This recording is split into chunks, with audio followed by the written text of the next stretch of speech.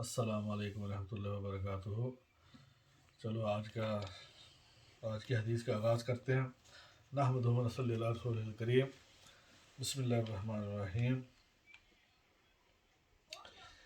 حضرت ابو ہریرہ رضی اللہ تعالیٰ عنہ نبی اکرم صلی اللہ علیہ وسلم سے نقل کرتے ہیں کہ آپ صلی اللہ علیہ وسلم نے ایک مرتبہ ارشاد فرمایا، بتاؤ اگر کسی شخص کے دروازہ پر ایک نہر جاری ہو جس میں وہ 5 مرتبہ روزانہ غسل کرتا ہو، کیا اس کے بدن پر کچھ میل باقی رہے گا؟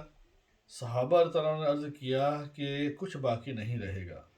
حضور صلی اللہ علیہ وسلم نے فرمایا کہ یہی حال 5 نمازوں کا ہے کہ اللہ جل شانہ ان کی وجہ سے گناہوں کو ظاہر کر دیتے ہیں۔ حضرت جابر رضی اللہ عنہ نبی اکرم صلی اللہ علیہ وسلم کا شان نقل کرتے ہیں کہ 5 نمازوں کی مثال ایسی ہے کہ کسی کے دروازے پر ایک نہر ہو جس کا پانی جاری ہو اور بہت گہرا ہو، اس میں روزانہ 5 دفعہ غسل کرے۔ فائدہ: جاری پانی گندگی وغیرہ سے پاک ہوتا ہے اور پانی جتنا بھی گہرا ہوگا اتنا ہی صاف شفاف ہوگا، اسی لیے اس حدیث میں اس کا جاری ہونا اور گہرا ہونا فرمایا گیا ہے، اور جتنے صاف پانی سے آدمی غسل کرے گا اتنی ہی صفائی بدن پر آئے گی۔ اسی طرح نمازوں کی وجہ سے اگر آداب کی رعایت رکھتے ہوئے پڑھی جائیں تو گناہوں سے صفائی حاصل ہوتی ہے۔ جس قسم کا مضمون ان 2 حدیثوں میں ارشاد ہوا ہے، اس قسم کا مضمون کئی حدیثوں میں مختلف صحابہ رضی اللہ تعالیٰ عنہم سے مختلف الفاظ میں نقل کیا گیا ہے۔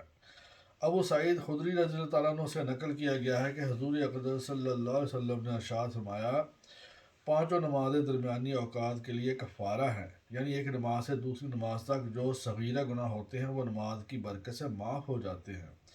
اس کے بعد حضور صلی اللہ علیہ وسلم نے ارشاد فرمایا، مثلا ایک شخص کا کوئی کارخانہ ہے جس میں وہ کچھ کاروبار کرتا ہے جس کی وجہ سے اس کے بدن پر کچھ گرد و غبار میل کچا لگ جاتا ہے، اور اس کے کارخانے اور مکان کے درمیان میں 5 نہریں آتی ہیں۔ جب وہ کارخانہ سے گھر جاتا ہے تو ہر نہر پر غسل کرتا ہے۔ اسی طرح سے 5 نمازوں کا حال ہے کہ جب کبھی درمیانی اوقات میں کچھ خطا لغزشیں وغیرہ ہو جاتی ہیں تو نمازوں میں دعا استغفار کرنے سے اللہ جل شانہ بالکل اس کو معاف فرما دیتے ہیں۔ نبی اکرم صلی اللہ علیہ وسلم کا مقصود اس قسم کی مثالوں سے اس عمل کا سمجھا دینا ہے کہ اللہ جل شانہ نے نماز کو گناہوں کی معافی میں بہت قوی تاثیر عطا فرمائی ہے، اور چونکہ مثال سے بات ذرا اچھی طرح سمجھ میں آ جاتی ہے اس لیے مختلف مثالوں سے حضور صلی اللہ علیہ وسلم نے اس مضمون کو واضح فرما دیا۔ اللہ جل شانہ کی اس رحمت اور وسعت، مغفرت اور لطف و انعام اور کرم سے ہم لوگ فائدہ نہ اٹھائیں، اس میں کسی کا کیا نقصان ہے؟ اپنا ہی کچھ کھوتے ہیں۔ ہم لوگ گناہ کرتے ہیں، نافرمانیاں کرتے ہیں، حکم عدولیاں کرتے ہیں، تعمیل ارشادات میں کوتاہیاں کرتے ہیں۔ اس کا مقتضا یہ تھا کہ قادر عادل بادشاہ کے یہاں ضرور سزا ہوتی اور اپنے کیے کو بھگتتے، مگر اللہ کے کرم کے قربان کہ جس نے اپنی نافرمانی اور حکم عدولیاں کرنے کی تلافی کا طریقہ بھی بتا دیا۔ اگر ہم اس سے نفع حاصل نہ کریں تو ہماری حماقت ہے۔ حق تعالی شانہ کی رحمت اور لطف تو عطا کے واسطے بہانے ڈھونڈتے ہیں۔ ایک حدیث میں ارشاد ہے کہ جو شخص سوتے ہوئے یہ ارادہ کرے کہ تہجد پڑھوں گا اور پھر آنکھ نہ کھلے تو اس کا ثواب اس کو ملے گا اور سونا مفت میں رہا۔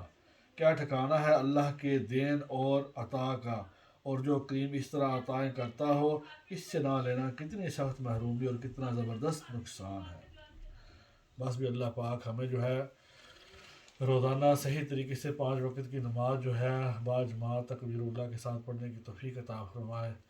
وآخر دعوانا الحمدللہ رب العالمین، وصلی اللہ تعالی علی خیر خلقہ محمد وعلی آلہ وصحبہ اجمعین، آمین۔